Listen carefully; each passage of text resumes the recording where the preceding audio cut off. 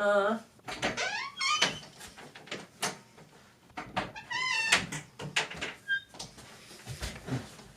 I'm back. Hi, I'm Mo. I'm here with my November reading wrap-up. So November was Nonfiction November, and I tried to read a lot of nonfiction this month. I read 4 nonfiction books and 2 other books this month, so 6 in total. One of the things that, like, I feel really sad to see when I watch booktube videos is people apologizing for how much they read. Like, I'm not here for that. I'm here to share in your experience of what you've read for the month, what you've read for the week, what your favorite books are, and I don't need you to apologize to me if you haven't read as much as someone else or you haven't read as much as you wish you had or anything like that. Let's encourage people to read, and let's make sure that they feel happy and valued in our community no matter how much they're reading, or even if they don't read sometimes. That's fine too. Like, it's okay. Maybe you read part of a book. Like, tell me about that. That's fine.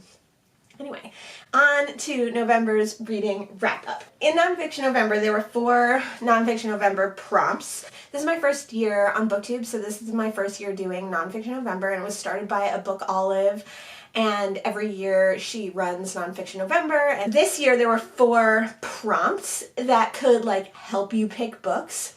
So prompts are interesting to me because, I mean, this wasn't exactly a readathon, but it was nice that there were a couple of prompts that if you didn't already have books in mind or you hadn't already set a TBR, which I never set, as you know, you could use these prompts to, like, help you think of another book. I could fit all my books into a prompt, but, like, I didn't use the prompts for that, so I don't know, like, does that make sense? Like, some people use the prompts and just fit books in wherever they can so that they can achieve more prompts or unlock more prompts, but some people just use them as, like, helpful guides. I didn't do either. But the 4 prompts were time, buzz, movement, and discovery. So all the books that I read could theoretically fit into those. Those are really broad prompts, and going forward in different Nonfiction Novembers throughout the years, I'll be interested to see, like, what the other prompts are and be interested to see if I end up using them or anything like that. The first book that I read in November was Herbs. This is very typically my kind of nonfiction book. It is an informational how-to book about growing herbs. It's called Herbs, How to Select, Grow, and Enjoy, and it was written by Norma Lathrop. It was very, very informative. It also had kind of a medicinal / magical aspect to it, which I think you almost can't talk about herbs, even in a serious gardening book, without kind of adding those elements because they are so traditionally used in medicine and magic. It made me very, very excited for planting in the spring. I'll definitely be referencing this back in the spring when I go to plant my herbs. The next book that I read for Nonfiction November was Basquiat, A Quick Killing in Art. And I vlogged reading this book, or the majority of it, so there's a lot of thoughts in there. This was a really interesting and informative book, and it was as much about the art scene in the 80s and the neo-expressionism art scene that Basquiat was a part of as it was about his life. But I would say it was not the best written book, and it was not the best book to read about Basquiat. If you have never heard of Basquiat or didn't know anything about his life before, I would definitely pick a different book. I would pick a book that had his artwork actually in it, so that you could see his artwork along with reading about his life. And then I read another kind of floppy, little magazine-style nonfiction book about Greenwood Cemetery. And it's a lot of the history of the different monuments and the different areas of Greenwood Cemetery. Greenwood Cemetery is the largest cemetery in Brooklyn. And Greenwood Cemetery is one of my all-time favorite places on the planet, and it's a wonderful place to visit, so if you ever are in Brooklyn, you should totally visit it.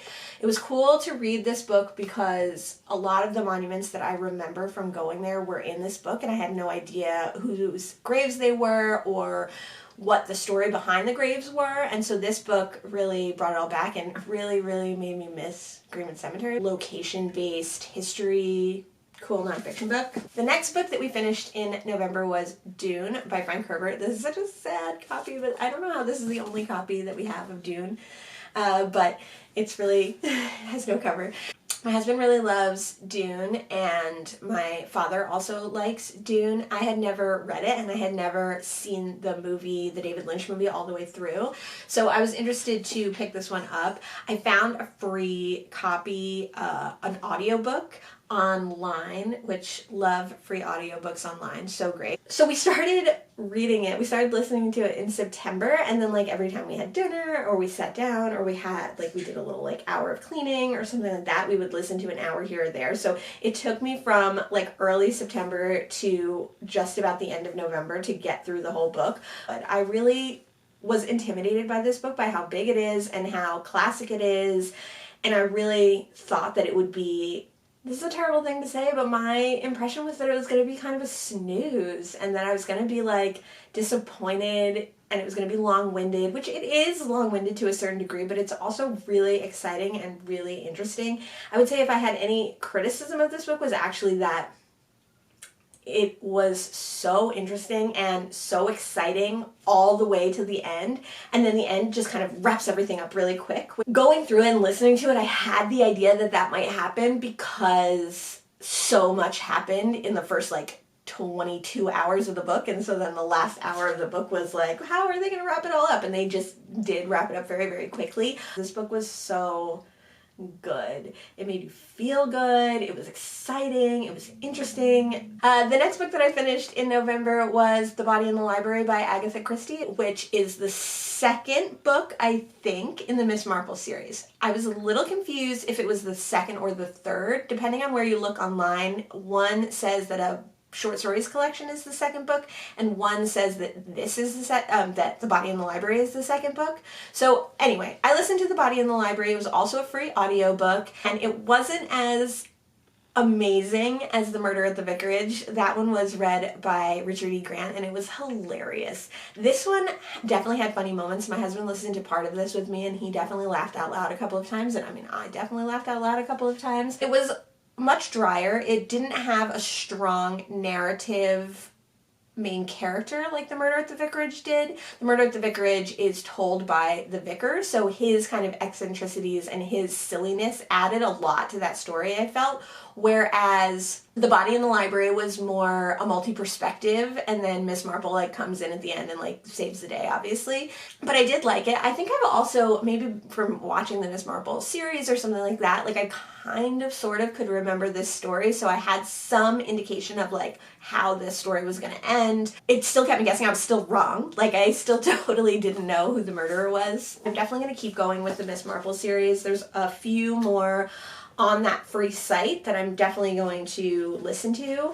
I think I like Miss Marple better than I like the Poirot books. I love Poirot, all the TV shows, and I've watched all of them and they're amazing, but I think as far as the books go so far, I enjoy Miss Marple better. And the last book that I read for Nonfiction November was back to nonfiction, and that was The Tale of Beatrix Potter by Margaret Lane. Last month in October, I read a children's classic, The Borrowers, that my husband had never heard of and never seen and never read. And then this month I read about Beatrix Potter, who was a children's author. She wrote The Tale of Benjamin Bunny, The Tale of Peter Rabbit, Mrs. Tiggywinkle. It's totally classic British children's author, and my husband had never heard of her either, so I thought that was interesting. I guess I grew up reading a lot of different children's books than other people. Her life was fascinating, and she was basically a homebody and kept under close captivity, for lack of a better word, by her parents until she was in her mid-40s, and only in her late 20s and early 30s did she start writing. She was an avid drawer and artist all her life,